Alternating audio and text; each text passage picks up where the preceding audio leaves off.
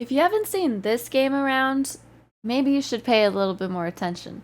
Especially if you are a Diablo lover, because this is made by the OG devs of Diablo 2. Now, this game is still in progress. Moonbeast isn't even its official actual name, but it is something that gets your attention, so it is the current placeholder for now. I got lucky enough to be chosen to play the pre-alpha. This is super early stages. They are nowhere near being ready to ship, but it was super cool being able to test out the game in such early stages. Right now, the only class available for us to test out is the Witch. So looking at the Witch right now, they said that this is their least polished UI, and there is more skills on the way, but you get to try out some different stuff. This is my glyph lunge. It does some pretty cool stuff when the glyphs start stacking, and sometimes you can hit it real good that your health and mana regenerates. And also have Bone Storm. And another cool thing that you might be seeing as I'm throwing my Bone Storm around is that you can destroy the terrain. Have you seen that on an ARPG? No. So you can get some really cool interactions, like you can destroy the terrain where there's a river and you can put it into the lava to put the lava out and discover a dungeon. Another really cool thing is we have our dashes that we're getting used to, but we can also jump. So that's exciting. And you can like double jump and do a front flip. Wow! So cool.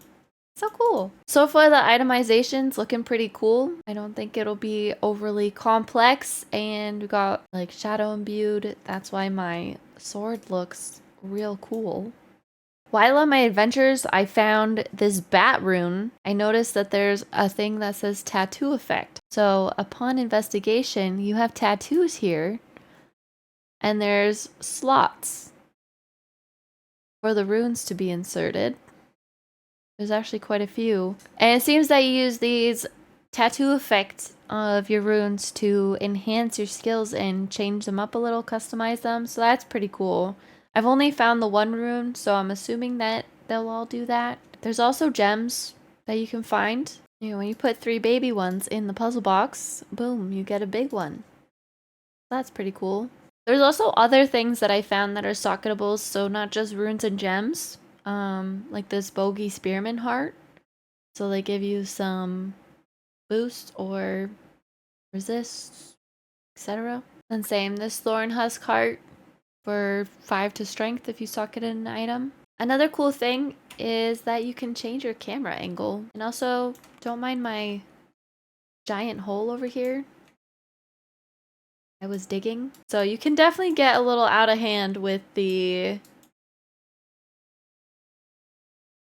terrain destruction. So keep that in mind. And now, while we were only able to test play the Witch, there is other classes that are in mind and have ideas, but this is all we get to see. And yeah, there will be plenty more skills, but we just got a little taste of everything. This game is described as like a dark fantasy, and the world is a post-apocalyptic fantasy world.